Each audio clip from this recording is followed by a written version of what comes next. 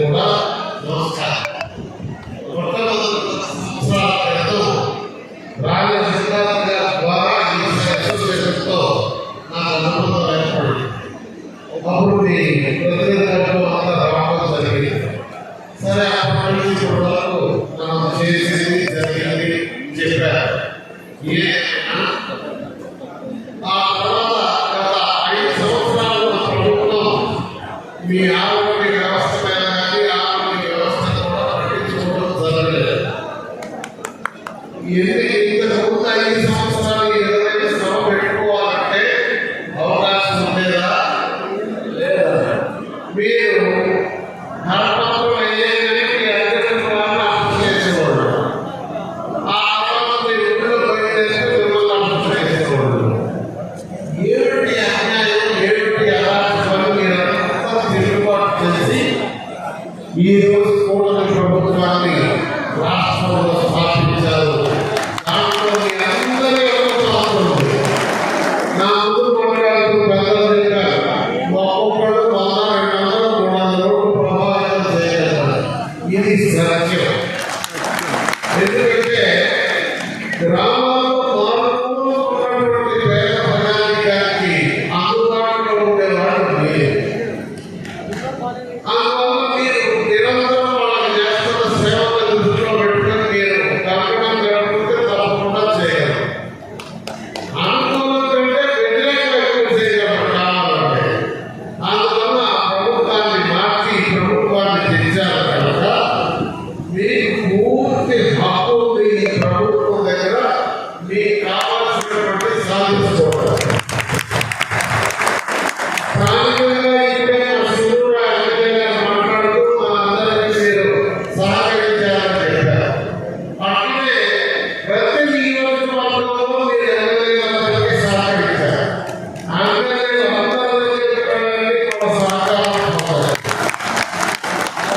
ఏది జరగాలన్నా చట్టసభలో జరగాలన్నా శాసనసభలో వాళ్ళ యొక్క ప్రాతినిధ్యం ఉన్నది. వాళ్ళు మాట్లాడితే మీకు బాగా ఉపయోగపడుతుంది కనుక మీ రాష్ట్ర కార్యవర్గాన్ని తెలియజేస్తున్నాను.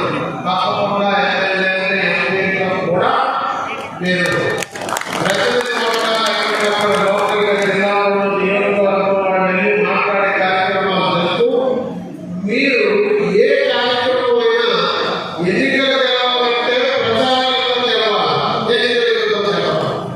మీ సమస్య పరిష్కారం కావాలంటే ప్రజలనే నడిపించాలి, ఒప్పించాలి, తెలియజేయాలి. అందువల్ల మీరు ఈ కార్యక్రమం చేపట్టాల్సినటువంటి అవసరం ఉంది. సమాజంలో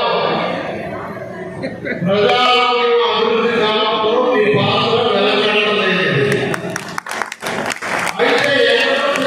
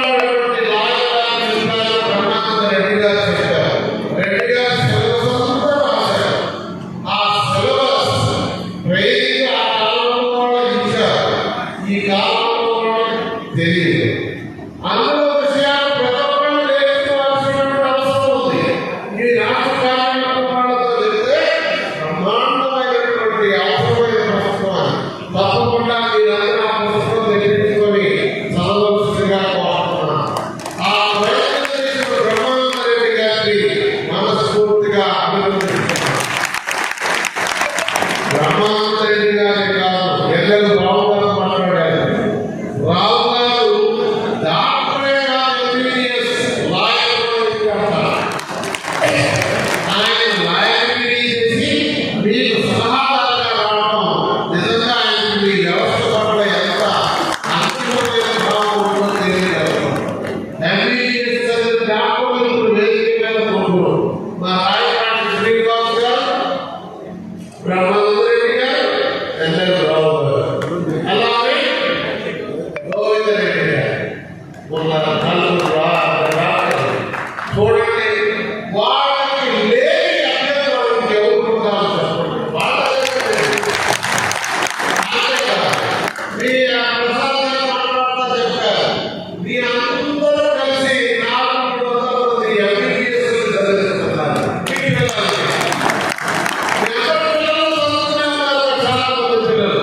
అట్లా మీ యొక్క బలం వెలకట్టలేనిది రాష్ట్ర వ్యాప్తంగా గ్రామ గ్రామంలో ఉన్నటువంటి వ్యవస్థ కనుక మీరు మీకున్నటువంటి శక్తిని, యుక్తిని, బలాన్ని నమ్రతతో, వినమ్రతతో, బాధ్యతగా, విధేయంగా లక్ష్యాన్ని సాధించుకోవడానికి ప్రయత్నం చేయాలని.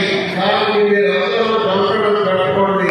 మేము పైనుండి అన్ని కార్యక్రమాలు చేసి వీలైనంత త్వరగా ఈ సమస్యకు పరిష్కారం చేస్తామని సభాముఖంగా హామీ ఇస్తూ, మీ ఆ లీడర్లు అడిగారు, ఏమండి ఎన్నికలకు మీరు ఫోన్ చేస్తారు, మమ్మల్ని పిలుస్తారు, కోఆర్డినేట్ చేస్తారు, పని చేసుకుంటారు, అన్ని చేస్తారు, కానీ మాకు గౌరవాధ్యక్షుడిగా ఉన్నట్టే ఎందుకుంటారు అని అడిగారు. మొదటి నేను అడిగితే నాకు ఉంటాయా బాబు, ఇది నాకు అలవాటు లేదు, అనేక చేస్తా కానీ ఉద్యోగం తెలిపారు. ఇది లేకపోతే నేను ఇక ఇక్కడికి వచ్చే పని లేదు, అక్కడి నుంచి పని చేశాను. కనుక ఎట్టి పరిస్థితుల్లో ఒప్పుకోలేదు. 2 ఎన్నికల్లో పనిచేయించారు. ఈసారి నేను కాకపోతే బాధ్యత స్వీకరించాను. బాధ్యత ఉన్నా లేకపోయినా నేను పనిచేస్తూ అన్ని ప్రజా సంఘాల యొక్క సమస్యలను పరిష్కరిస్తూ ప్రభుత్వానికి మీకు వారధిగా ఉంటూ ఈ ప్రభుత్వం 10 కాలాల పాటు ఉండే విధంగా మనందరం పనిచేయాలని నేను తెలియజేస్తున్నాను. ప్రభుత్వానికి సంబంధించిన అనుభవ వార్తలు కానీ,